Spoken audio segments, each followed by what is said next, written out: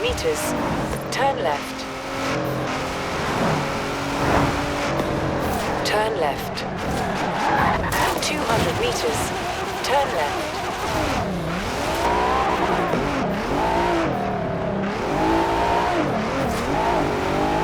Turn left.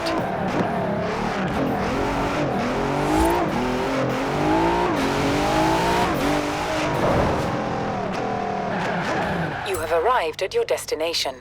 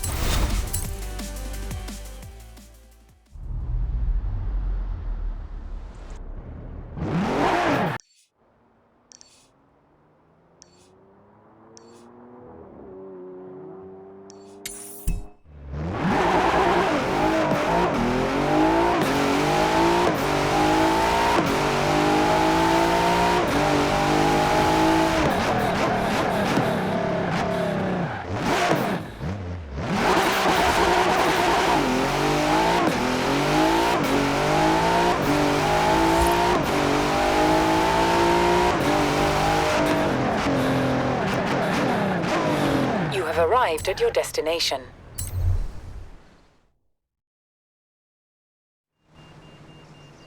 Great to see you.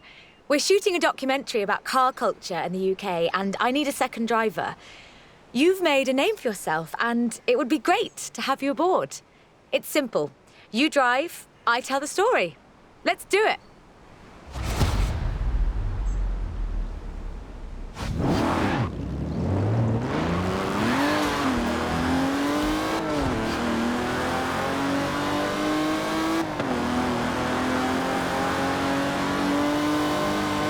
From Aston Martin to McLaren and Bentley, Great Britain is home to over a century of automotive excellence.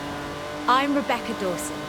Welcome to British Racing Green, a documentary celebrating that history. The Aston Martin DB5 Vantage was the quintessential grand tourer of the 1960s, combining British engineering and Italian design.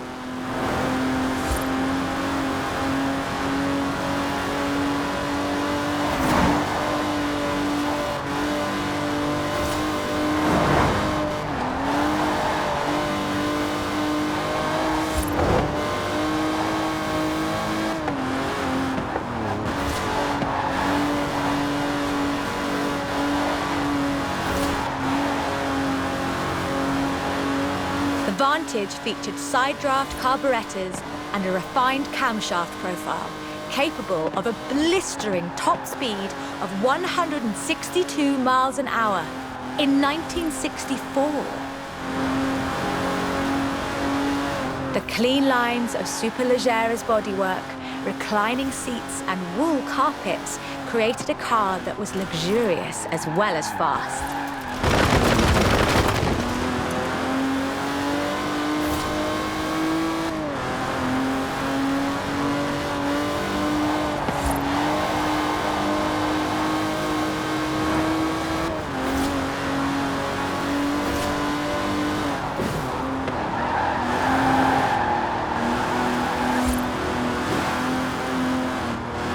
This car would form the basis for the DB range, with later cars improving on the design in many ways. But none would ever achieve the sheer, iconic perfection of the Vantage. In 200 meters, turn left. Turn left. For all of its beauty and engineering perfection, only 65 of these beautiful machines would ever be built. If you own one,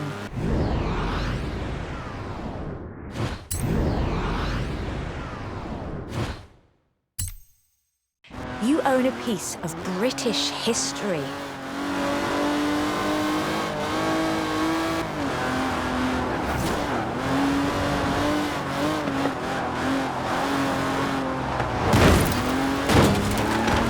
In 200 meters, you will arrive at your destination. The silver DB5 would be immortalized in half a century of cinema. The classic Aston Martin.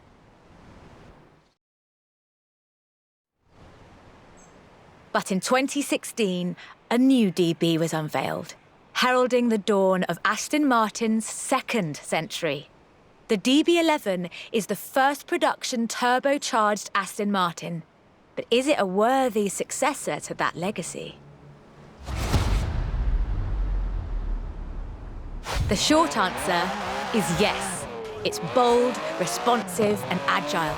It's perhaps the best GT chassis in the world. And listen to it.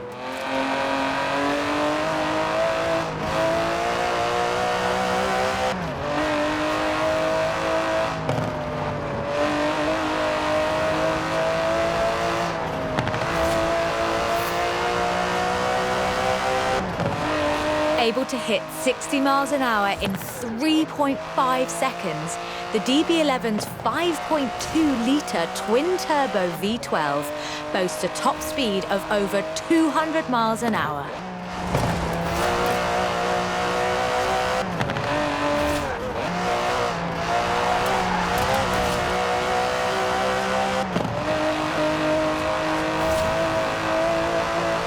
The DB11 is not the fastest car in the world, but then it's not trying to be.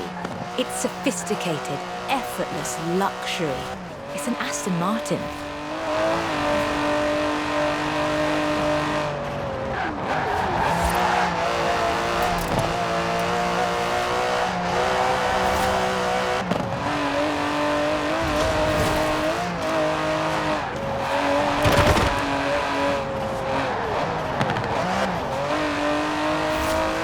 The DB11's front strakes channel air to create a virtual spoiler, providing downforce without compromising the car's clean lines. Brilliant.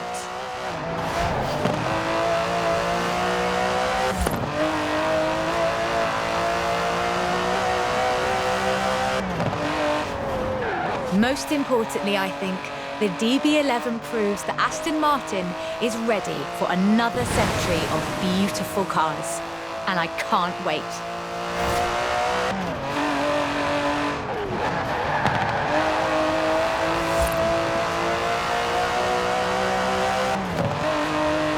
Beautiful as they are, Aston Martins are only one of many cars made in the United Kingdom. Let's see what else is out there.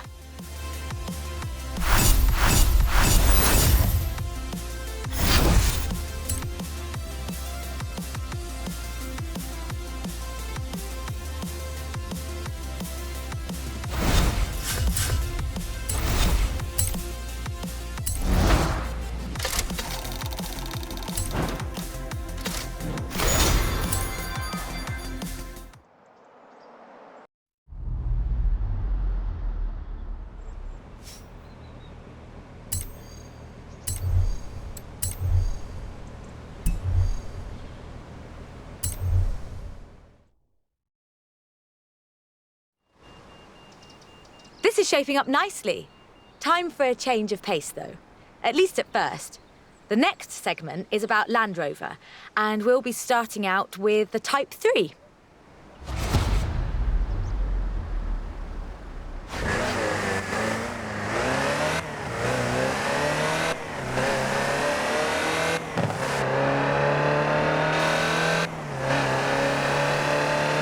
Land Rover, the British sports utility vehicle.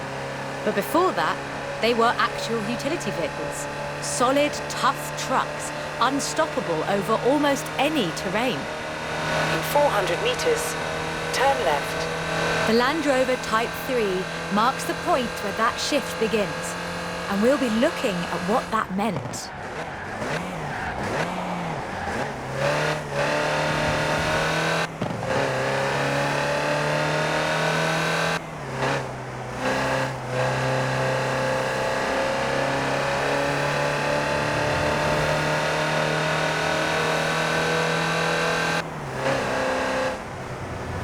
Land Rovers have taken on almost every task imaginable. They've been generators, tractors and ambulances. They've brought peace and carried medicines to disaster zones. They've even been buses. Over 500,000 Series 3s were built, and over 70% of those are still on the road today. They were extensively exported and built under license abroad. Belgium, South Africa, even Australia and New Zealand. With a robust chassis and signature Land Rover engineering, the Type 3 also marked the first time that buyers could choose interior options, like seat box protectors and cubby boxes.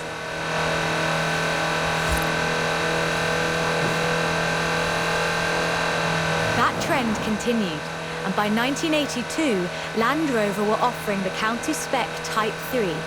Leisure drivers could choose from such luxuries as all-cloth seats, soundproofing and tinted glass. The trend was increasingly clear, and the future of the Land Rover was starting to take shape. If you squinted, you could already see the shape of the first sports utility vehicle, the Range Rover. While the stock Type 3 would never be particularly fast uphill, there is almost no hill that it couldn't climb. Or down, for that matter, if you put a proper winch on it.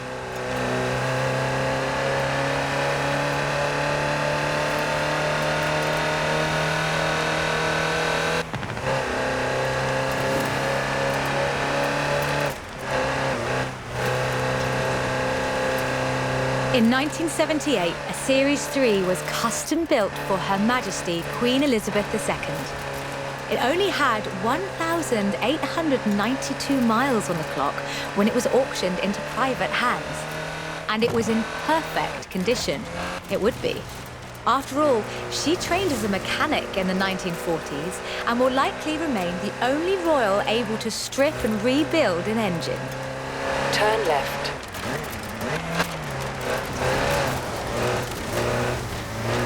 In 200 meters, you will arrive at your destination.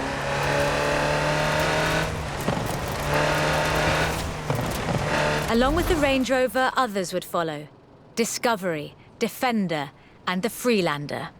Each a more sophisticated and enjoyable utility vehicle. But none of them were a replacement for the Type 3. They were a different kind of car.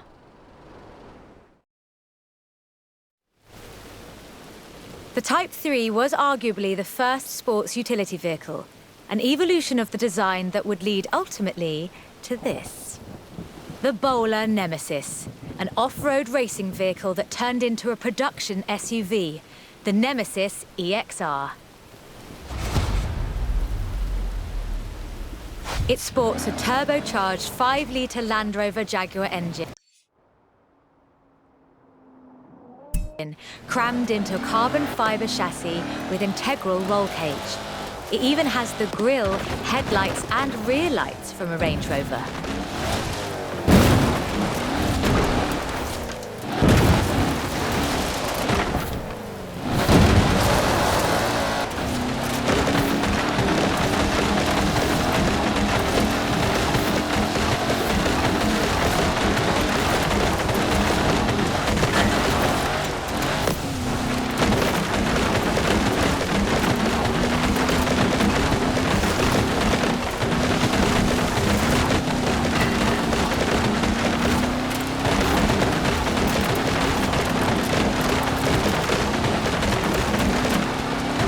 If you want to see what the Type 3 would be like if it ever stopped doing important things, this is it.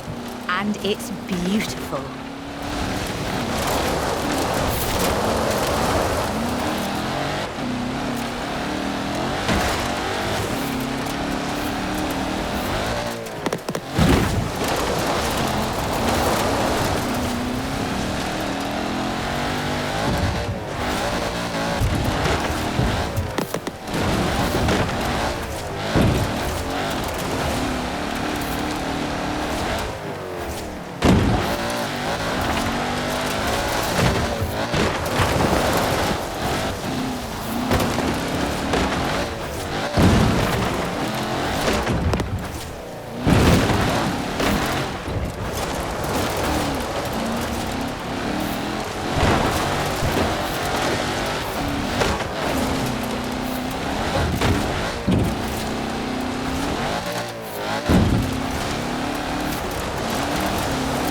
This is an all-terrain supercar.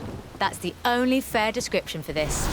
But that's what you get when you build an SUV with Land Rover DNA.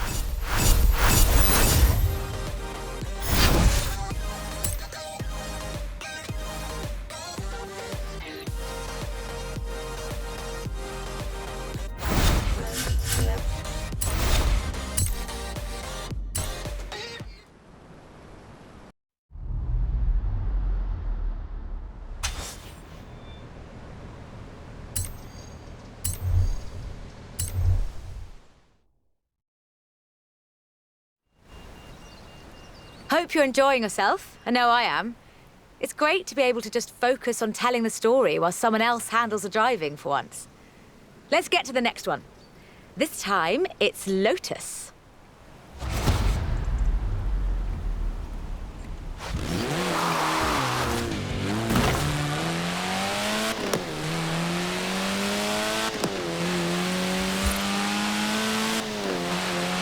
Lotus Engineering Limited began as many stories in British engineering do, in an old barn.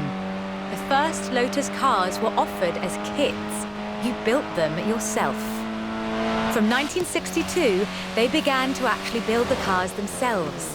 The Elan Sprint showed exactly what they intended to do.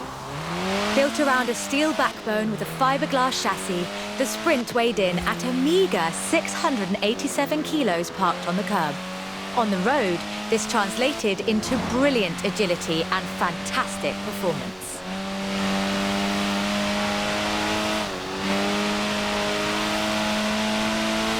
Designer Colin Chapman famously said, "Adding power makes you faster on the straights. Subtracting weight makes you faster everywhere." He knew what he was talking about. In 100 meters, turn right. In 100 meters, turn left. Widely hailed as one of the greatest sports cars of the 1960s, the Elan would be closely studied and emulated, inspiring such masterpieces as the Mazda MX-5. The Elan has all the energy, style, and enthusiasm you would expect. Bold, quick, and fun. So much so that they put it in the name.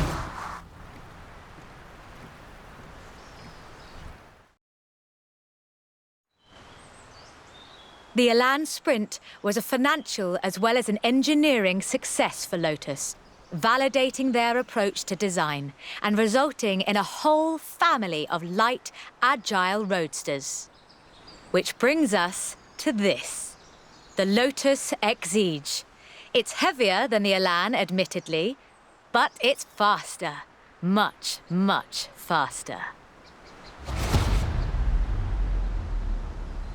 Touch the pedal, the Exige responds with instant, relentless acceleration, as you'd expect. With a 0 to 60 time of 3.8 seconds and a top speed of 170 before upgrades and tuning, the Exige is uncompromising.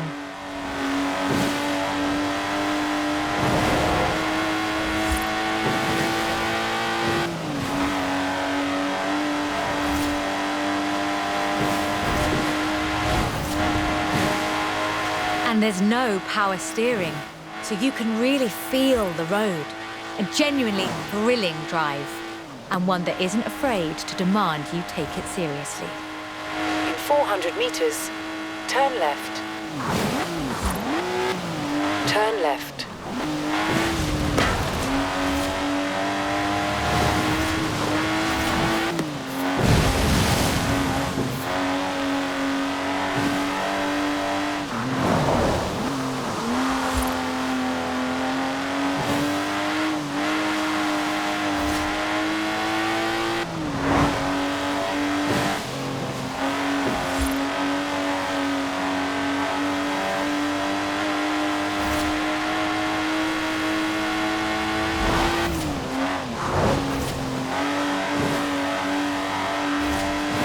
In 400 meters, you will arrive at your destination.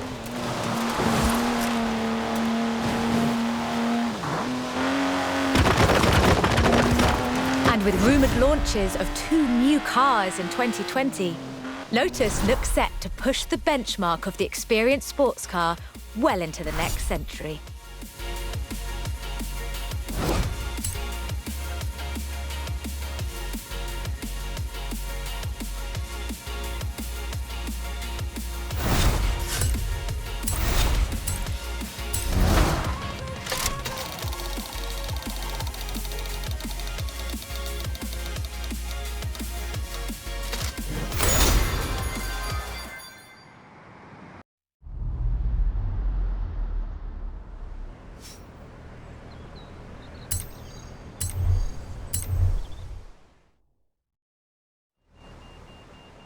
Done much rallying?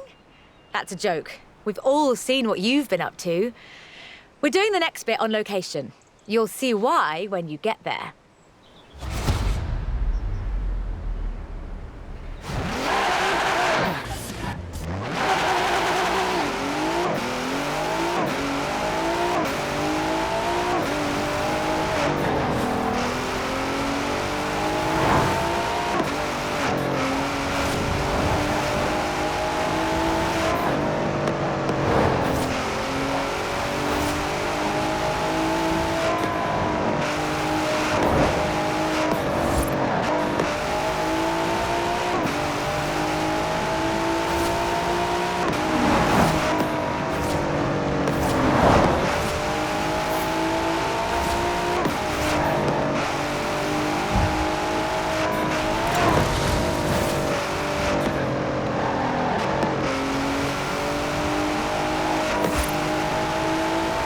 In 400 meters, you will arrive at your destination.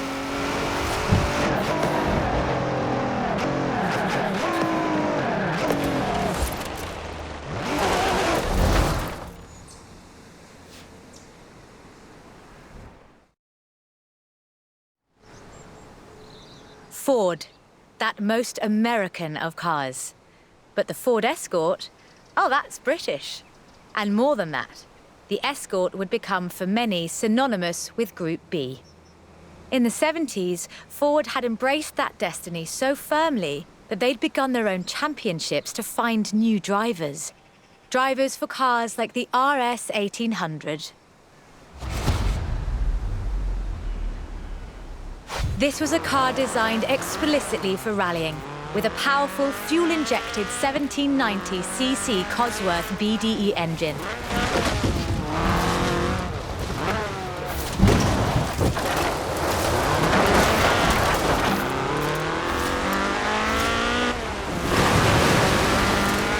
Homologation rules required that all cars entered into the group be production, so Ford built 200 of them.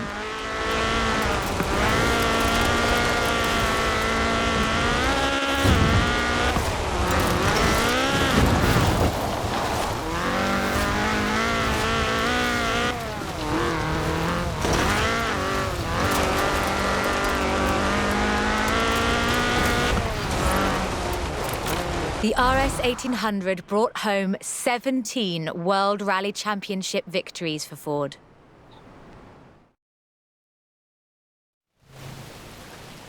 So, of course, Ford set out to design a better one. The RS 200 Evolution was their answer. A purpose-built rally car designed to do one thing: win Group B. With a 1.8 turbocharged Ford Cosworth BDT engine and all-wheel drive, the RS 200 had perhaps the best suspension platform of any car of its era.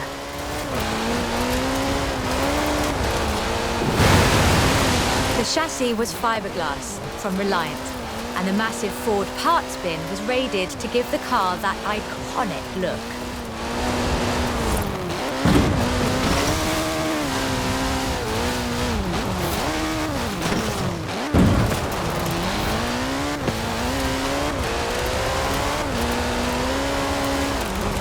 Fortunately, Ford built over 200 as part of the homologation requirements for Group B, so you can still find them, if you're lucky.